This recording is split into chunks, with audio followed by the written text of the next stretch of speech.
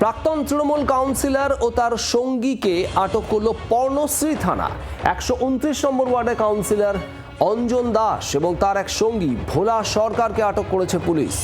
2020 সালে বিজেপি কর্মীর বাড়িতে হামলা মারধরের অভিযোগ, এই অভিযোগের ভিত্তিতে আটক করা হয়েছে এই প্রাক্তন তৃণমূল কাউন্সিলর এবং তার সঙ্গীকে। খবর পেয়ে থানার সামনে বিজেপি কর্মী সমর্থকদের বিক্ষোভ।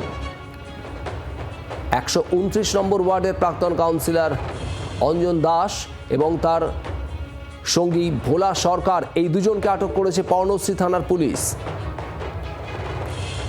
সৌমেন ভট্টাচার্য আমাদের প্রতিনিধি রয়েছেন। সৌমেন, ঠিক কি অভিযোগ রয়েছে এদের বিরুদ্ধে? দেখো, 2020 সালে বিজেপি কর্মীদের বাড়িতে ভাঙচুর এবং তার অন্তঃসত্ত্বা স্ত্রীকে, তার পুত্রবধূকে মারধরের অভিযোগ উঠেছিল বেহালা পর্ণশ্রী থানার অন্তর্গত রবীন্দ্রনগরের বাসিন্দা এক বিজেপি কর্মী বাড়িতে হামলা চালিয়েছিল তৃণমূলের প্রাক্তন কাউন্সিলর, তার বিরুদ্ধে অভিযোগ ছিল। এবং তারপরে তারা যখন পর্ণশ্রী থানায় গেছিল সেই সময় কিন্তু তাদের থেকে সেরকম ভাবে কোনো রকম অভিযোগও নেওয়া হয়নি এবং গুরুত্ব দেওয়া হয়নি। এবং পালা বদলের পর তারা যখন থানায় যায়, পর্ণশ্রী থানায়, এবং সেই বিষয়টি থানাতে জানালে এবং ইতিমধ্যেই গতকাল রাত্রিবেলা তাদেরকে কিন্তু থানায়, যেমনটা দেখা গেল যে 129 নম্বর কাউন্সিলর এবং তার এক সঙ্গীকে থানায় ডেকে কিন্তু আটক করে জিজ্ঞাসাবাদ চালানো হচ্ছে। এবং রাতেই এই খবর যখন যায় এবং বিজেপি কর্মী সমর্থকরা তারা কিন্তু থানার বাইরে এসে ঝাঁটা হাতে কিন্তু বিক্ষোভ দেখাতে থাকে এবং তারা যেমনটা বলছিল যে পালা বদলের পর তারা কিন্তু বিচার পাবে সেই আশা করছে। এবং এর আগে সরকারের আমলে তারা যখন অভিযোগ জানিয়েছিল সেই সময় কিন্তু তাদের অভিযোগ সেইভাবে কোনোভাবেই কর্ণপাত করেনি প্রশাসন, সেটাই তারা জানাচ্ছেন। সৌমেন, ধন্যবাদ।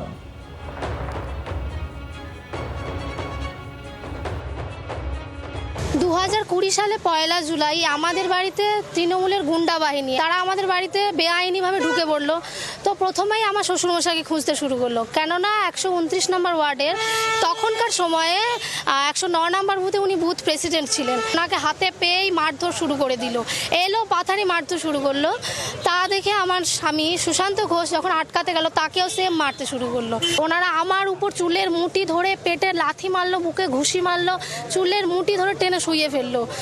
অভিযোগ করতে এসেছিলাম, তখনকার যিনি অফিসার ইনচার্জ ছিলেন উনি আমাদেরকে হুমকি দিচ্ছে, মেরে ফেলবো, কেটে ফেলবো, মুখ বন্ধ করে রাখতে হবে, চুপচাপ চলে যাও।